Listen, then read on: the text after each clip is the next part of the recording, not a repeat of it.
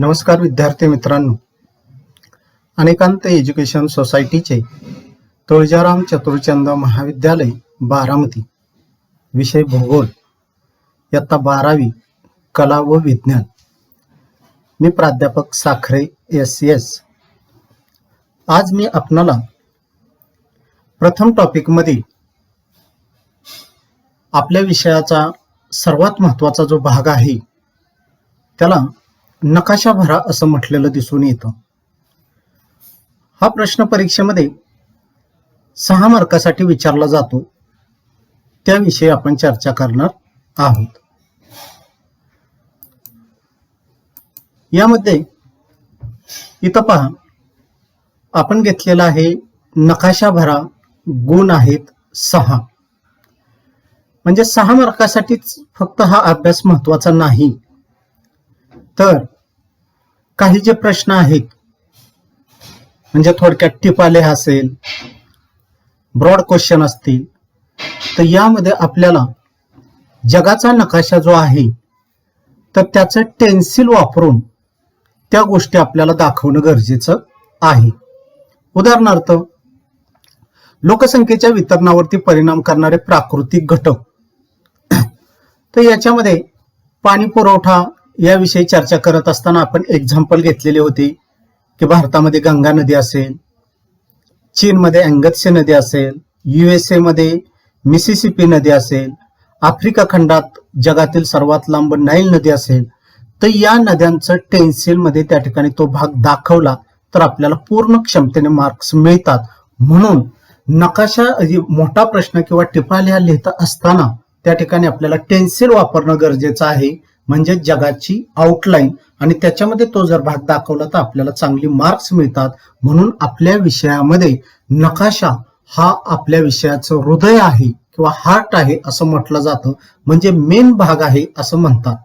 म्हणून एकूण 80 मार्काच्या पेपरमध्ये देखील आपल्याला हा भाग 6 मार्कासाठी विचारला जातो आणि यासाठी गुण आहेत 6. आता हा भाग कसा भरायचा आहे आपल्याला, तर एकूण 8 प्रश्न विचारले जातील आणि त्याच्यामध्ये आपल्याला 8चे 8 प्रश्न सोडवायचे आहेत. याच्यामध्ये हे प्रश्न सोडवत असताना त्याच्यामध्ये इंडेक्स महत्वाचे आहे. आता इंडेक्स काय आहे, त्याच्यामध्ये कलरचा वापर केला तरी चालू शकतो किंवा वेगवेगळ्या प्रकारचं त्या ठिकाणी शेडिंग असलेलं दिसून येतं, ते वापरलं तरी त्या ठिकाणी चालू शकतं. तर त्याविषयी चर्चा होणं गरजेचं आहे. म्हणून नकाशा भरा हा भाग आज आपण घेत आहोत. आता नकाशा भराचा अभ्यास करत असताना थोडीशी पार्श्वभूमी आपल्याला त्या ठिकाणी माहिती असणं गरजेचं आहे. काय पार्श्वभूमी आहे, तर याच्यामध्ये इथं आपण त्या ठिकाणी जगाचा नकाशा घेतलेला आहे.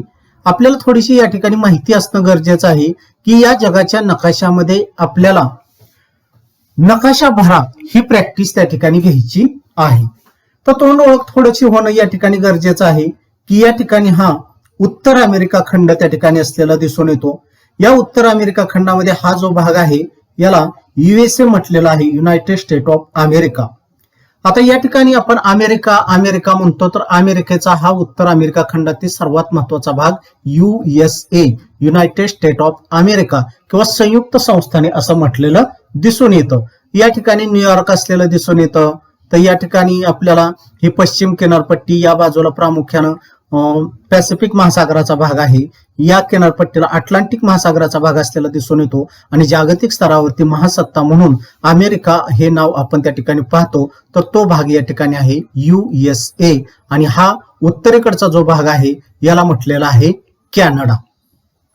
या ठिकाणी अलास्काचा भाग असलेला दिसून येतो, म्हणजे हा जो भाग आहे तर हा युनायटेड स्टेट ऑफ अमेरिकेचेच या ठिकाणी 2 राज्य असलेले दिसून येतात. तो भाग म्हणजे अलास्का म्हणून त्या ठिकाणी ओळखलेलं दिसून येतं. म्हणून या ठिकाणी ही लाईन आहे, इथून हा भाग राईटचा जो आहे तो कॅनडाचा आणि हा अलास्काचा जो भाग आहे तर तो USA भाग असलेला दिसून येतो. या ठिकाणी कॅनडाचा जो उत्तरेकडचा भाग आहे हा उत्तरेकडचा भाग बर्फाच्छादित आधीत असलेला दिसून येतो, तर कॅनडाच्या दक्षिणेकडच्या भागामध्ये सर्वात जास्त लोकसंख्या विकास झालेला दिसून येतो. हा भाग या ठिकाणी आपल्याला सांगितलेला आहे, याला ग्रीनलँड असं म्हटलेलं दिसून येतं. काही वेळेस त्या ठिकाणी काही प्रश्न विचारले जातात, त्याच्यामध्ये जगातील सर्वात मोठं बेट असा देखील उल्लेख केलेला दिसून येतो. तर तो भाग म्हणून ग्रीनलँड याचा उल्लेख आपल्याला सांगितलेला दिसून येतो. या ठिकाणी प्रामुख्यानं एस्किमो जी जमात आहे ती एस्किमो जमात ही या किनारपट्टीला असलेली दिसून येते, किंवा लॅप्स प्रकारचा हा भाग देखील या जमातीचा या भागामध्ये आपल्याला सांगता येतो. उत्तर अमेरिकेच्या दक्षिणेकडच्या भागामध्ये या ठिकाणी आपल्याला मेक्सिको याचा उल्लेख या देशाचा केलेला दिसून येतो. हा मध्यभागी पनामा देश म्हणजे पनामा कालवा जो आहे त्याचा उल्लेख या ठिकाणी केलेला दिसून येतो. आणि इथून या भागामध्ये आपल्याला दक्षिण अमेरिका खंड याचा त्या ठिकाणी आपल्याला दुसरा खंड सांगितलेला आहे. याच्यामध्ये इथं ब्राझील सर्वात मोठा दक्षिण अमेरिकेतील देश असलेला दिसून येतो. इथं पेरू असेल, इक्वेडर त्या ठिकाणी असेल, चिली असेल, हा दक्षिणेकडचा दुसरा महत्वाचा देश अर्जेंटिना आहे. तर हे दक्षिण अमेरिकेतील देश त्या ठिकाणी सांगितलेले दिसून येतात. त्याच्यानंतर तिसरा खंड या ठिकाणी सांगितलेला आहे हा भूमध्य समुद्र मेडिटेरियन सी आणि या ठिकाणी असलेला तांबडा समुद्र. तर या दोन्हीच्या दरम्यान या ठिकाणी सुएझ कालव्याची निर्मिती त्या ठिकाणी झालेली दिसून येते. तर हा जो भाग आहे तर हा भाग म्हणून आपल्याला पूर्ण आफ्रिका खंड ओळखलेला दिसून येतो. या आफ्रिका खंडाची ओळख म्हणजे थोडक्यात हा जो भाग आहे पश्चिम आफ्रिका म्हणजे जगातील सर्वात मोठं सहारा वाळवंट या ठिकाणी सांगितलेलं दिसून येतं. दक्षिणेकडच्या भागामध्ये या ठिकाणी आपल्याला कलहरी वाळवंट सांगितलेलं दिसून येतं. तर या ठिकाणी इजिप्त देश आणि जगातील सर्वात लांब नदी म्हणून नाईल नदीचा उल्लेख या ठिकाणी केलेला दिसून येतो. या ठिकाणी कांगो नदीचं खोरं या ठिकाणी असलेलं दिसून येतं. तर दक्षिण अमेरिकेमध्ये या भागामध्ये अमेझॉन नदीचं खोरं असलेलं दिसून येतं. याच्यानंतर हा युरोप खंड आपल्याला सांगितलेला दिसून येतो. तर या युरोप खंडामध्ये प्रामुख्यानं इथं ग्रेट ब्रिटन असलेलं दिसून येतं, लंडन वगैरे, इथं जर्मनी, स्वीडन, इटली या ठिकाणी अशा पद्धतीचा हा युरोप खंड आपल्याला सांगितलेला दिसून येतो. म्हणजे थोडक्यात या ठिकाणी इटली आहे किंवा व्हॅटिकन सिटी जगातील सर्वात लहान देश क्षेत्रफळाने या ठिकाणी व्हॅटिकन सिटी असलेला दिसून येतो. तर या भूमध्य समुद्राच्या उत्तरेकडचा भाग आणि उरल पर्वताच्या लेफ्टचा भाग हा युरोप खंड म्हणून ओळखलेला दिसून येतो. आणि या उरल पर्वताच्या राईटचा भाग म्हणजे हा जगातील सर्वात मोठा खंड म्हणून आशिया खंडाचा उल्लेख केलेला दिसून येतो. तर आशिया खंडामध्ये प्रामुख्यानं हा आपल्याला इथं भारत असलेला दिसून येतो. भारताच्या शेजारी पाकिस्तान, पाकिस्तानच्या शेजारी अफगाणिस्तान, ताजिकिस्तान, उझबेकिस्तान, कझाकस्तान हे स्थान त्या ठिकाणी आपल्याला सांगितलेले दिसून येतात. इथं प्रामुख्याने सौदी अरेबिया असेल, इराण असेल, इराक असेल, कतार असेल, UAE असेल, हे मध्य पूर्व आशियातील देश म्हणजे खनिज तेल उत्पादक देश म्हणून यांचा उल्लेख या ठिकाणी आपल्याला केलेला दिसून येतो. या ठिकाणी आपला आता सध्याचा सर्वात मोठा दुश्मन म्हणून या ठिकाणी चीनचा उल्लेख त्या ठिकाणी केलेला दिसून येतो. आणि याच भागामध्ये आताची परिस्थिती जी निर्माण झालेली आहे डोकलामची ती या भागामध्ये सांगता येते. इथं नेपाळची हद्द देखील त्या ठिकाणी असलेली दिसून येते. त्याचबरोबर हा आशियाचा या ठिकाणी रशियाचा महत्वाचा भाग या ठिकाणी असलेला दिसून येतो. जगातील सर्वात मोठा रशिया याचा जवळजवळ 90% भाग आशिया खंडामध्ये असलेला दिसून येतो. तर 10% सर्वसाधारणपणे भाग युरोप खंडामध्ये असलेला दिसून येतो. आशियामधील सायबेरियाचा प्रदेश या ठिकाणी महत्वाचा सांगितलेला दिसून येतो. तो देखील राजकीय घटकामध्ये आपण प्रथम टॉपिकमध्ये त्याचा उल्लेख केला होता. तो भाग या ठिकाणी आपल्याला सांगता येतो. इथं खाली सर्वसाधारणपणे इंडोनेशिया, मलेशिया, जावा, सुमात्रा हे देश त्या ठिकाणी सांगितलेले दिसून येतात. जावा, सुमात्रा ही बेट या ठिकाणी सांगितलेली दिसून येतात. 26 डिसेंबर 2004 रोजी ज्यावेळेस भूकंप झालेला होता, सुनामी लाटा निर्माण झालेल्या होत्या, तर त्याचं केंद्र या ठिकाणी होतं. आणि याचाच तडाखा या ठिकाणी आपल्याला भारताची दक्षिण किनारपट्टी, श्रीलंका या भागाला त्या ठिकाणी बसलेला दिसून येतो. याच्यानंतर हा भाग म्हणजेच त्या ठिकाणी ऑस्ट्रेलिया खंड आपल्याला सांगितलेला दिसून येतो. अशा पद्धतीने एकूण 7 खंड म्हणजेच उत्तर अमेरिका, दक्षिण अमेरिका, युरोप, आफ्रिका, आशिया, ऑस्ट्रेलिया आणि 7वा जो आहे बर्फाच्या यादीत तो म्हणजे अंटार्क्टिका खंड या ठिकाणी आपल्याला सांगता येतो. हे 7 खंड आणि प्रमुख 4 महासागर. हे पहा या ठिकाणी जगातील सर्वात मोठा महासागर म्हणजे पॅसिफिक महासागर. काही विद्यार्थ्यांना या ठिकाणी प्रश्न पडेल, आता सायन्सचे विद्यार्थी काय आहेत त्यांना या ठिकाणी हे लक्षात येईल, परंतु आता ह्या गोष्टी का सांगितल्या जातात तर काही विद्यार्थी म्हणतील पॅसिफिक महासागर 2 आहेत का, इथंही दाखवलाय आणि इथंही दाखवलाय. आपली पृथ्वी गोल आहे, हाच जर भाग दोन्ही साईडचा म्हणजे हा आणि हा भाग एकत्र जोडला तर हा आणि हा भाग जवळ आलेला दिसून येईल. म्हणजे हा भाग इथं व्हाईटचा जो दिसतोय आपल्याला आणि हा जो भाग अलास्काचा आणि हा आशिया खंडाचा भाग जवळ असलेला दिसून येतो. म्हणजे त्या ठिकाणी इथं जपानचा जर आपण उल्लेख केला तर दुसऱ्या महायुद्धामध्ये अमेरिकेने जपानवरती हिरोशिमा आणि नागासाकीवरती जे हल्ले केलेले होते तर हा डिस्टन्स सर्वात जास्त वाटतोय. परंतु या बाजूने जर आपण डिस्टन्स पाहिला, या बाजूने हे एकत्र जोडलं तर हा जवळ आहे. म्हणून पॅसिफिक महासागर हे दोन्हीही एकच असलेले दिसून येतात. त्याच्यानंतर जगातील द्वितीय क्रमांकाचा हा अटलांटिक महासागर असलेला दिसून येतो. याचा आकार इंग्लिश मधील एस आकारासारखा असलेला दिसून येतो. म्हणजे आर्क्टिक महासागरापासून इथं दक्षिणेला अटलांटिक महासागर आणि भारताच्या दक्षिणेकडे हा हिंदी महासागर असलेला दिसून येतो. म्हणजे हे 4 महासागर आणि या 4 महासागरांवरती लाकडाचे ओंडके जसे तरंगतात तसे हे 7 खंड तरंगतात. अशा प्रकारची संकल्पना देखील मांडलेली दिसून येते. म्हणजे थोडक्यात जगाचा अभ्यास करीत असताना, जागतिक स्तरावरती प्राकृतिक मानवी भूगोलाचा अभ्यास करीत असताना या ठिकाणी आपल्याला नकाशा भरा याची ओळख करत असताना 7 खंड, प्रमुख असणारे देश आणि त्याचबरोबर या ठिकाणी 4 महासागर याविषयी थोडक्यात माहिती असणं गरजेचं आहे. त्या संबंधी ही चर्चा आपण केलेली दिसून येते. यानंतर या ठिकाणी प्रामुख्यानं बोर्डाच्या एक्झाम मध्ये आपल्याला या ठिकाणी प्रत्येक देशाच्या आउटलाईन, आता याच्या अगोदरचा नकाशा पाहिला तर बरेच देश या ठिकाणी आपण दाखवले की इथं पाकिस्तान असेल, अफगाणिस्तान असेल, इथं चीनची बाउंड्री असेल, नेपाळ कुठं असेल, इथं ब्राझील सर्वसाधारणपणे सांगितलं होतं, इथं अर्जेंटिना सांगितला होता, इथं युनायटेड स्टेट ऑफ अमेरिका सांगितलं होतं. परंतु हे देशांची कंट्रीची आउटलाईन या ठिकाणी दिसणार नाही. तर या ठिकाणी खंडानुसार त्या ठिकाणी विभागणी आपल्याला सांगितलेली दिसून येते. तर याच्यामध्ये आपल्याला त्या ठिकाणी नकाशा भराची प्रॅक्टिस करायची आहे. विचारलेले प्रश्न, त्या ठिकाणी इंडेक्स कशी करायची, तो भाग कशा पद्धतीने मांडायचा, त्या ठिकाणी तो किती नंबरला प्रश्न विचारलाय त्याचा आकडा टाकणं गरजेचं आहे. म्हणून आपल्याला या पद्धतीनं ही जगाची आउटलाईन परीक्षेमध्ये त्या ठिकाणी विचारली जाईल आणि त्या पद्धतीनं 6 मार्कासाठी आपल्याला नकाशा भराची प्रॅक्टिस करायची आहे. 1 मार्कासाठी 1 नकाशा भरा. आणि आपण याबरोबरच म्हटलेलं होतं की नकाशा भराचीच प्रॅक्टिस त्या ठिकाणी महत्वाची नाही, तर एखादा प्रश्न टिपाल्या, मोठा प्रश्न विचारला तर अशा पद्धतीने आउटलाईन आपल्याला काढायची. आपल्याला बाजारामध्ये 10 रुपयाला, 15 रुपये, 20 रुपयाला टेन्सिल मिळतं, इंडियाचं, महाराष्ट्राचं, जगाचं. तर ते असं जगाचं टेन्सिल त्या ठिकाणी घ्यायचं आणि एक अर्ध्या मिनिटामध्ये, 1 मिनिटामध्ये हा आकार पूर्ण त्या ठिकाणी स्केच करायचा. आणि त्याच्यामध्ये आपल्याला जो भाग विचारलाय, म्हणजे आपण त्या ठिकाणी म्हटलं होतं की गंगा नदीचा असेल, नाईल नदी त्या ठिकाणी असेल, अँगत्से नदी चीनमध्ये असेल, मिसिसिपी नदी इथं USA मध्ये असेल, तर हा भाग त्या ठिकाणी दाखवला तर आपल्याला त्या ठिकाणी टेन्सिल काढून दाखवल्यानंतर पूर्ण क्षमतेने मार्क्स मिळतात. म्हणून टेन्सिलचा देखील वापर, त्याचा देखील अभ्यास या ठिकाणी होणं गरजेचं आहे आणि नकाशा भराची देखील प्रॅक्टिस. म्हणून अशा पद्धतीचे आउटलाईन नकाशा या ठिकाणी मांडलेला दिसून येतो. आता प्रत्यक्ष आपण प्रथम टॉपिक मध्ये काही प्रश्न विचारलेले दिसून येतात आणि त्या पद्धतीने त्याची मांडणी कशी केली, इंडेक्स कशी करायची, हा भाग या ठिकाणी सांगितलेला दिसून येतो. हे पहा, प्रश्न क्रमांक 6 मध्ये जगाच्या नकाशा आराखड्यात खालील बाबी दाखवा व सूची काढा. सूची म्हणजे इंडेक्स. आता या ठिकाणी काही प्रश्न विचारलेले आहेत आणि ते प्रश्न विचारल्यानंतर 4 प्रश्न इथं दिलेले आहेत. त्याची इंडेक्स कशी करायची तोही भाग या ठिकाणी सांगितलेला आहे. आकडा दिलेला आहे. ऑस्ट्रेलिया जास्त लोकसंख्येचा प्रदेश दाखवा. भारतातील कमी लोकसंख्येचा प्रदेश दाखवा. तिसरा आहे लोकसंख्या संक्रमण अवस्थेतील 5व्या टप्प्यातील कोणतीही 2 देश त्या ठिकाणी दाखवा.